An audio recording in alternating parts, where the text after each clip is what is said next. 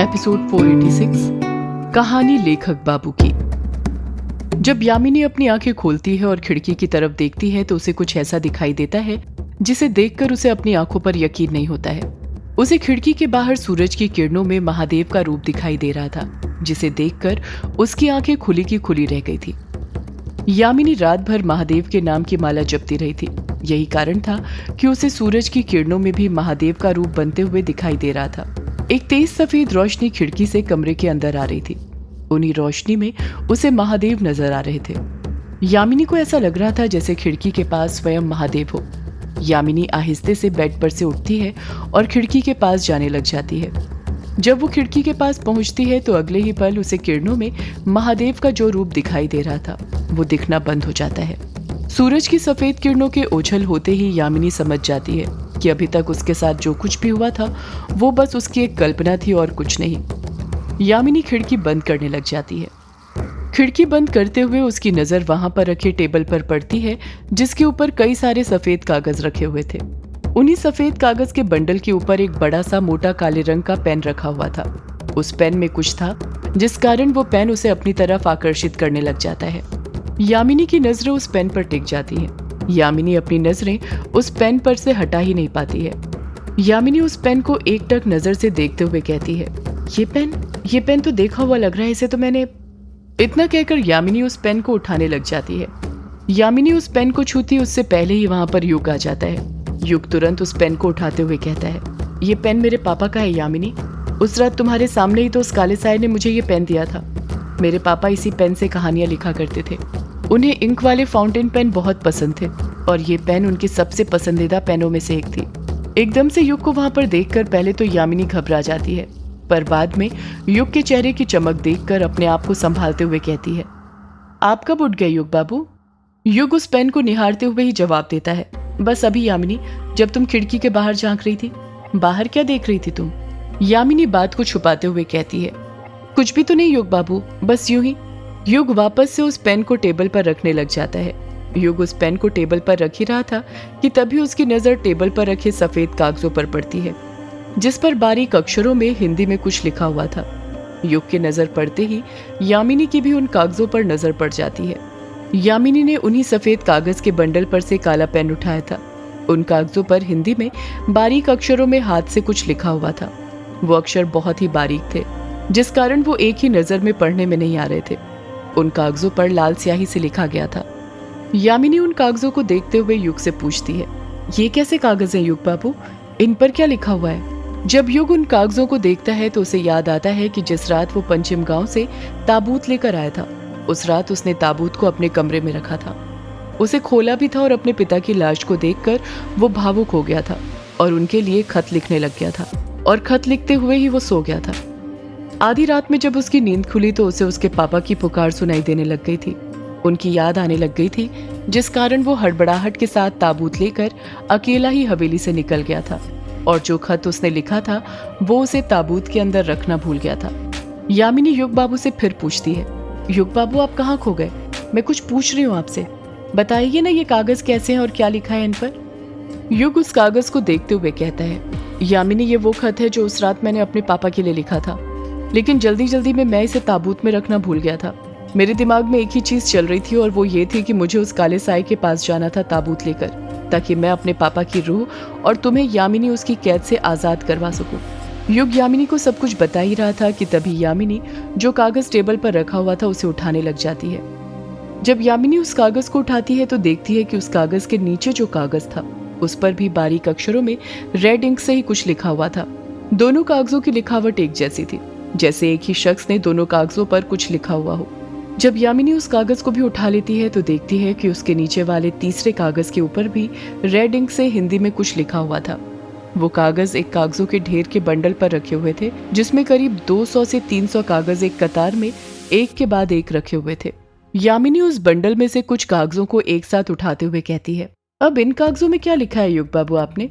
यामिनी करीब 50 से ज्यादा कागजों को एक साथ उठाती है और देखती है कि उन सारे कागजों में रेड इंक से कुछ न कुछ लिखा हुआ था। वो कागज भरे हुए थे एक ही हैंडराइटिंग में। यामिनी ने जो सबसे पहला कागज टेबल पर से उठाया था उसे देखने के बाद बाकी के कागजों को भी देखते हुए कहती है, ये खत की तरह तो बिल्कुल भी नहीं लग रहा है। और ये बाकी के कागज भी, ये तो किसी कहानी की तरह लग रहे हैं, जैसे किसी ने कोई कहानी लिखी हो। आपने अपने पापा के लिए खत लिखा था या कहानी? युग परेशान होते हुए कहता है, मैं कहानी क्यों लिखूंगा यामिनी, जरा दिखाना। इतना कहकर युग यामिनी के हाथ से वो कागज ले लेता है। जैसे ही वो उन कागजों को छूता है, उसकी आंखों के सामने कुछ दृश्य धुंधले धुंधले दिखाई देने लग जाते हैं। युग को याद आता है कि उस रात जब उसने अपने पापा का पेन पकड़ा था तो वो बस लिखते ही जा रहा था। उसके हाथ रुकने का नाम नहीं ले रहे थे। उसे खुद नहीं पता था वो क्या लिख रहा था। वो बस लिखे जा रहा था जैसे कोई और उससे कुछ लिखवा रहा हो।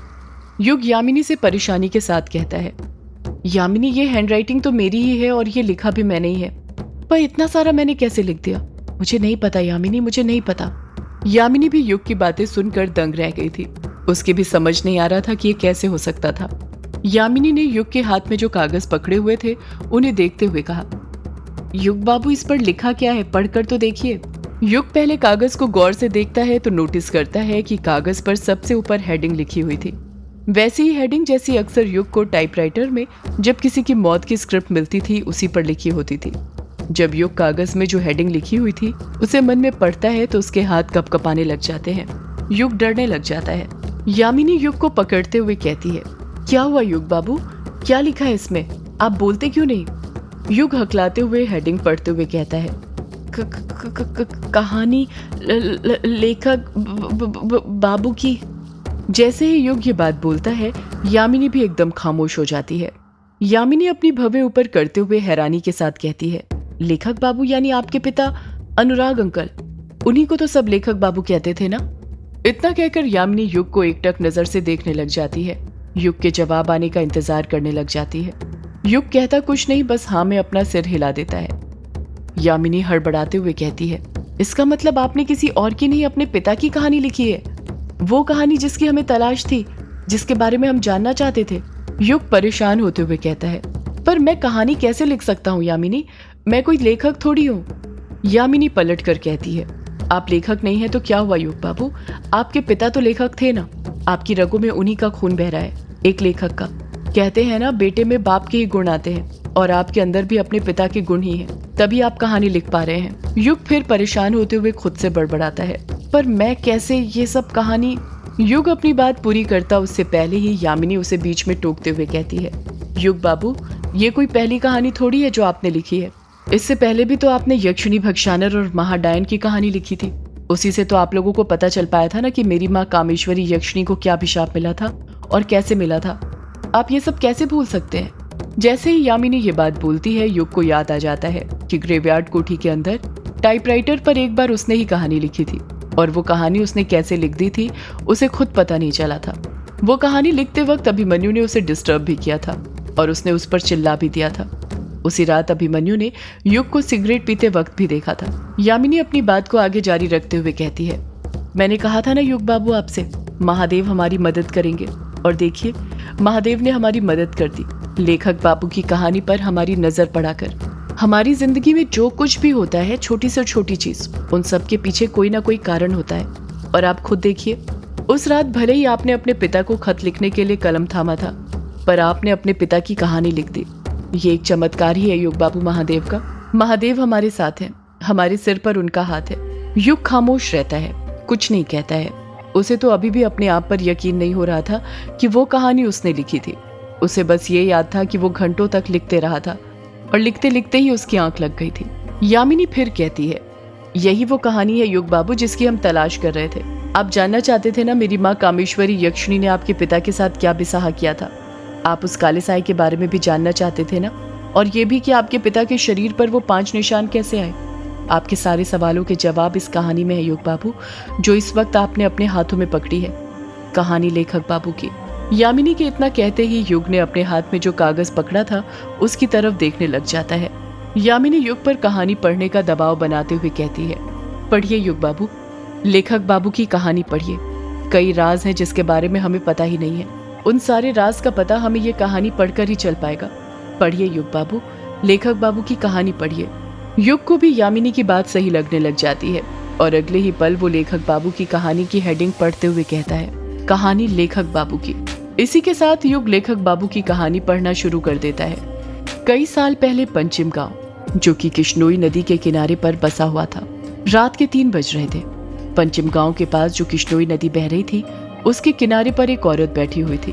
उस औरत ने काली साड़ी पहनी हुई थी, मांग में सिंदूर, माथे पर बड़ा सा गोल टीका, गले में बड़ा सा सोने का मंगलसूत्र उस औरत ने पहना हुआ था। बाल उसके बिखरे हुए थे। वो औरत खून से सनी हुई थी। उसके चेहरे, हाथ, पैर और बदन से खून बह रहा था, जैसे वो किसी से अपनी जान बचाकर भागी हो। उस औरत की गोद में एक बच्चा था जो कि उस औरत को देखकर मुस्कुराया जा रहा था। वो औरत उस बच्चे को एक छोटी सी टोकरी में रख देती है और बच्चे सहित उस टोकरी को नदी में उतार देती है। वो बच्चा उस औरत को देखकर मुस्कुराया जा रहा था। उस बच्चे के होंठ पर एक खून की बूंद थी, जिसे देखकर ऐसा लग रहा था जैसे वो उसी औरत का खून हो। वो औरत उस बच्चे को देखकर रोती रहती है। उस औरत की आंखों से साफ समझ आ रहा था कि जिस बच्चे को उसने टोकरी में रखा है वो उसकी संतान है। वो औरत उस बच्चे की माँ थी। वो औरत उस बच्चे को देखते हुए कहती है, मुझे माफ कर देना बेटा, मैं तुझे अपने आप से दूर कर रही हूँ। ये लोग मुझे तेरे साथ रहने नहीं देंगे, जिस कारण मुझे अपने आप को तुझसे अलग करना पड़ रहा है। मेरे बेटे, याद रखना, तेरी माँ तुझसे बहुत प्यार करती थी और हमेशा करती रहेगी। वो हमेशा तेरे साथ है। वो औरत लाड से अपने छोटे से बच्चे को दुलारती रहती है। वो औरत अपने बच्चे की मासूम सी आंखों में देखते हुए कहती है, तेरा जन्म इस संसार को बदलने के लिए हुआ है। तू इस संसार का पूरा रूप बदल देगा। वो कामयाबी हासिल करेगा जो हम में से कोई नहीं कर पाया। तू हमारा आखिरी चिराग है और आखिरी चिराग मिसाल कायम करती है। जो तू भी करेगा मेरे बेटे, मुझे तुझ पर विश्वास है। उस औरत के इतना कहते ही उसकी आंखों में से एक आंसू की बूंद गिरती है और सीधे जाकर टोकरी के अंदर जो बच्चा था उसके हाथ की कलाई पर गिर जाती है। जैसे ही वो बूंद उस बच्चे की कलाई पर गिरती है, उसके हाथ के ऊपर पानी की बूंद का निशान आ जाता है, वैसा ही बूंद का निशान जो युग के हाथ पर है। वो औरत अपने बच्चे को देखते हुए उससे बात ही कर रही थी कि तभी उसे 3-4 लोगों के कदमों की आहट सुनाई देने लग जाती है, जो उसकी तरफ ही कदम बढ़ाते जा रहे थे। अगले ही पल वो औरत घबराते हुए कहती है, वो आ रहे हैं, वो दुष्ट आ रहे हैं मेरे बेटे। वो औरत रोते हुए कहती है, अब मेरे जाने का वक्त आ गया है मेरे बेटे, हो सके तो मुझे माफ कर देना। मैं तुझे माँ का वो प्यार नहीं दे पाई जिसकी हर बच्चे को जरूरत होती है। वो औरत उस टोकरी को बहाते हुए कहती है, जा मेरे बच्चे जा, इस दुनिया पर फतेह हासिल कर। तुझे वो सब कुछ मिले जो तेरा है। जा मेरे बच्चे, दुनिया पर फतेह हासिल कर। यही सब बड़बड़ाते हुए वो औरत उस टोकरी को अपने बच्चे के साथ नदी में बहा देती है और देखते ही देखते वो टोकरी उस औरत से दूर जाने लग जाती है। कुछ ही पल में टोकरी किश्नोई नदी की धारा के साथ बहने लग जाती है और पंचिम गांव पार कर लेती है। सदियों से है पुरानी ये है यक्षिणी की कहानी। यक्षिणी एक आग है, यक्षिणी तेरा ख्वाब है।